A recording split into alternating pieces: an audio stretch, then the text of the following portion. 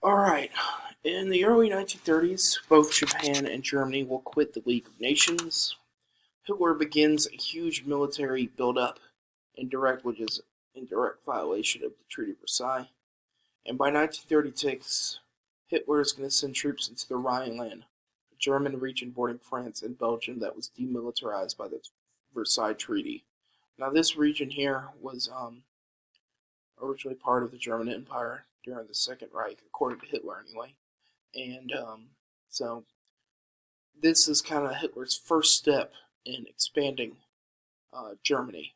Okay, remember how he talked about in Mein Kampf that if Germany was to thrive, it needed to expand.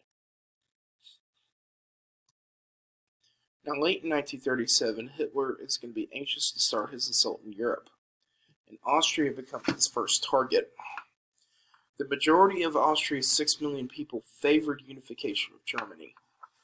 Okay, he basically marched in, they had a parade. And on March 12, 1938, German troops will march into Austria unopposed. A day later, Germany announced its union with Austria. Nobody really cared about that. Austria was Germans. The reason that Austria was a separate country was primarily because of the fact that for a long time they were their own empire, had their own strong royal family. Of all the German empires, they were the second strongest after Germany, which used to be called Prussia.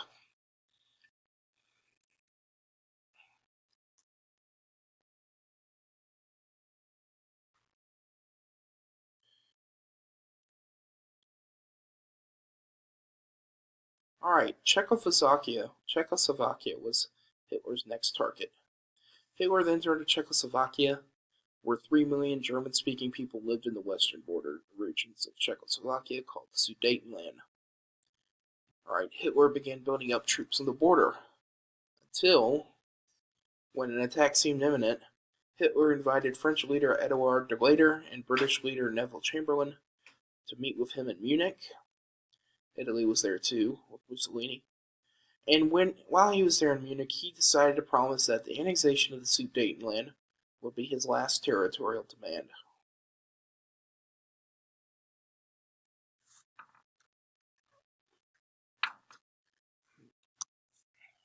So here you can see from left to right, you get Neville Chamberlain, Edward de Lader, Adolf Hitler, Benito Mussolini, Italian foreign minister, all at the Munich conference in September 1938. This is 1 year before war begins in Europe. Chamberlain and de Lader believed Hitler, despite this, and they signed the Munich Agreement in September of 1938. This agreement turned over the Sudetenland to Germany without a single shot fired. Chamberlain would return to England and announced, "I have come back from Germany with peace, with honor. I believe it is peace in our time." Little did he know, it's going to be very, very wrong. Appeasement critics, the number one critic of Neville Chamberlain was none other than Winston Churchill himself. He said that Europe has adopted a dangerous policy of appeasement by giving up principles that they had sought after, such as in the Treaty of Versailles, to pacify an aggressor.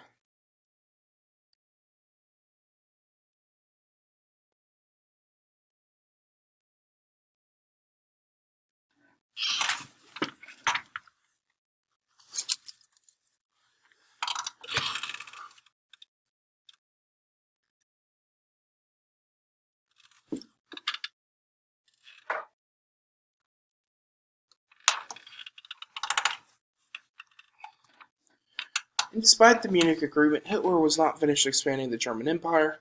On March 15, 1931, German troops poured into what remained of Czechoslovakia. At nightfall, Hitler declared Czechoslovakia has ceased to exist. And yet, nobody did anything. This wasn't the straw that broke the camel's back, that started the war. With memories still fresh from World War I, most Americans believe that the U.S. should not get involved. They don't. They want them to stay away from the increasing aggression. And yet, some critics claim that banks and other manufacturers were pushing for war solely for their own profit.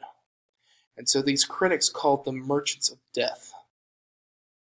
Whew, that's harsh. Congress, too, was also going to push for neutrality by passing a series of neutrality acts. The first two acts will outlaw arms sales or loans to nations at war, and the third act outlawed arms or sales or loans to nations fighting civil wars. And the first time U.S. neutrality is tested is after Japan renews attacks with China in 1937. FDR sent arms and supplies to China, and he was able to get around the Neutrality Acts because Japan had not actually declared war on China. FDR promises in a speech in Chicago that he would take a stand against aggression. Alright, so FDR has a different attitude. He doesn't like other countries being invaded for no sole purpose. Hitler's next target was Poland. Hitler then turned towards Germany's eastern neighbor Poland. Many thought Hitler was bluffing. You would really attack Poland? Because attacking Poland, which was a new country, would bring in the Soviet Union, Britain, and France into the war. And then as the tensions began rising over Poland, Stalin is going to shock everyone by signing a non-aggression pact with Hitler.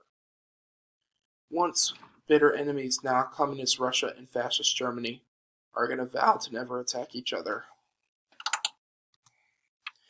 As day breaks on September 1st, 1939, the German Luftwaffe, or Air Force, roars over Poland, raining bombs on airfields, military bases, and railroads and cities. German tanks are going to race across the Polish countryside.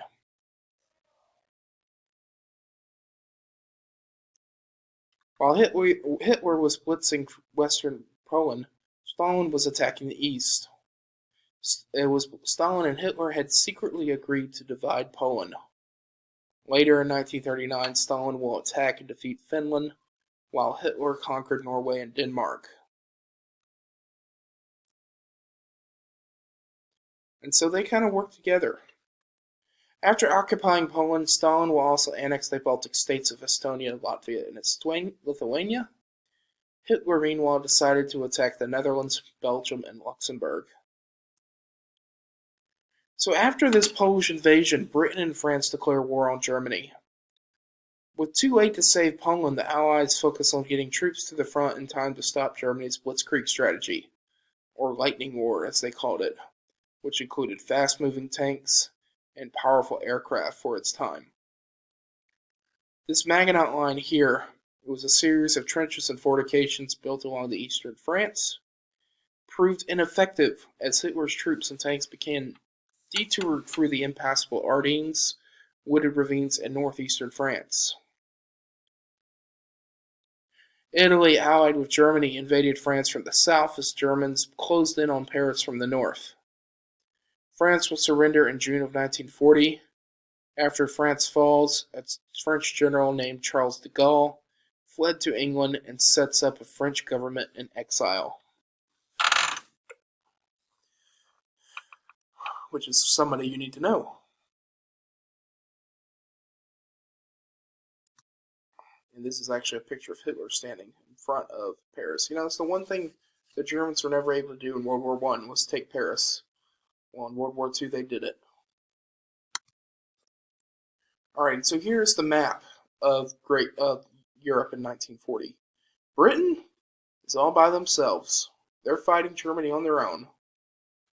Okay?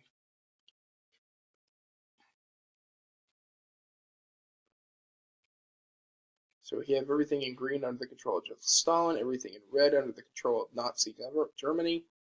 Switzerland, Sweden, Spain, Portugal, and Ireland are independent, and everything in purple is controlled by Mussolini. Italy, Albania, Greece, and parts of North Africa. Okay. This summer of 1940, Germany is going to launch an air attack on England. The goal was to bomb England into submission. So every night for 2 solid months, bombers would pound British targets, airfields, military bases, and then cities. London was hit hard. Scary stuff.